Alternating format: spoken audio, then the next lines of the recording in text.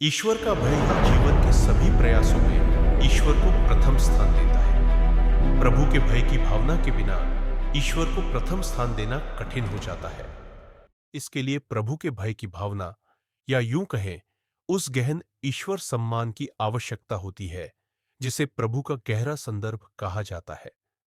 मैंने देखा है कि बहुत से ईसाई अपनी भावनाओं और अनुभूतियों से प्रेरित और नियंत्रित होते हैं, परंतु यदि आपके भीतर प्रभु का भय नहीं है तो आप इस अंतिम समय में स्थिर नहीं रह पाएंगे। मुझे फर्क नहीं पड़ता कि आप कौन हैं।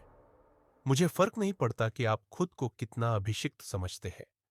मुझे यह भी फर्क नहीं पड़ता कि आप कितनी आवाजें सुनते हैं। यदि आपके भीतर प्रभु का भय नहीं है तो आप समझौते करते रहेंगे तब तक, जब तक आपके हृदय में ईश्वर की अग्नि बुझ न जाए, जब तक ईश्वर की आत्मा से जुड़ी हर चीज विलुप्त न हो जाए।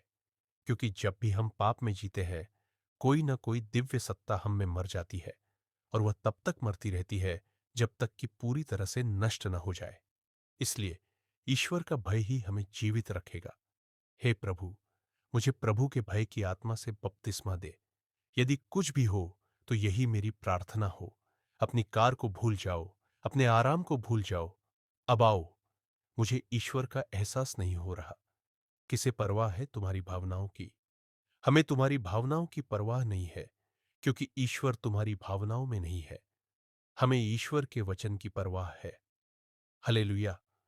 बाइबल कहती है, धर्मी लोग दृष्टि से नहीं, विश्वास से जीवित रहेंगे। अपनी दृष्टि बनाए रखो और अपनी भावनाओं को अपने भीतर सीमित रखो। नीति वचन 4:7 कहता है, बुद्धि ही सब कुछ है, इसलिए बुद्धि प्राप्त करो। अपनी सारी कमाई के साथ समझ भी प्राप्त करो। तुम में से कुछ लोग पहले कार चाहते हैं, कुछ पहले एक सुंदर स्त्री चाहते हैं। क्या तुम्हें लगता है कि मेरी पत्नी मुझे बिना बुद्धि प्राप्त किए चुनती? नहीं। दुनिया में ऐसे कई मूर्ख हैं जो बाहर से सफल दिखते हैं लेकिन भीतर से दिवालिया है। दिवालिया होने का मतलब केवल धन की कमी नहीं, बल्कि बुद्धि की कमी है। एक खाली सिर वाला नारियल। जिन लोगों की नींव टूटी हुई होती है, वे परमेश्वर के ज्ञान और अनुशासन से रहित होते हैं। ऐसे लोग सिद्धांत की हर हवा से उछाले जाते हैं।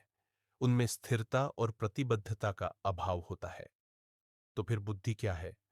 हमें बुद्धि कैसे मिलती है? बुद्धि तब मिलती है जब हम परमेश्वर की 7 आत्माओं के 7 कक्षों से बपतिस्मा लेते हैं। उनमें से अंतिम आत्मा को प्रभु के भय की आत्मा कहा गया है। बाइबल कहती है, प्रभु का भय ही बुद्धि का आरंभ है। ध्यान दीजिए, यह पूर्णता नहीं, बल्कि आरंभ है। आरंभ में वचन था। आरंभ में परमेश्वर का भय था। इसलिए हमें उसी आरंभ पर लौटना है, उस नींव पर जो प्रभु के भय पर टिकी है। क्योंकि जब तक वह नींव नहीं होगी, तब तक वचन का अविनाशी बीज हमारी आत्मा में बढ़ नहीं सकता। वह बीज तब तक निष्क्रिय रहेगा, अप्रभावी, निष्प्राण और बांझ। आज हमारे पास ऐसे अनेक विश्वासी हैं जिनमें अविनाशी क्षमता है, जो अमर बीज के धारक है, पर वे नश्वर हो रहे हैं। वे प्राकृतिक मनुष्यों की तरह मर रहे हैं, पाप से भरे हुए, भ्रष्टाचार से भरे हुए, कैंसर, बीमारियों, क्रोध, व्यभिचार, असुरक्षा, ईर्ष्या और चालाकी से भरे हुए। क्यों? क्योंकि उनमें प्रभु के भय की नींव का अभाव है, जो परमेश्वर के वचन का आरंभ है। यदि तुम प्रभु का भय मानते हो, तो तुम किसी स्त्री को अपने जीवन में पाप के लिए स्थान नहीं दोगे।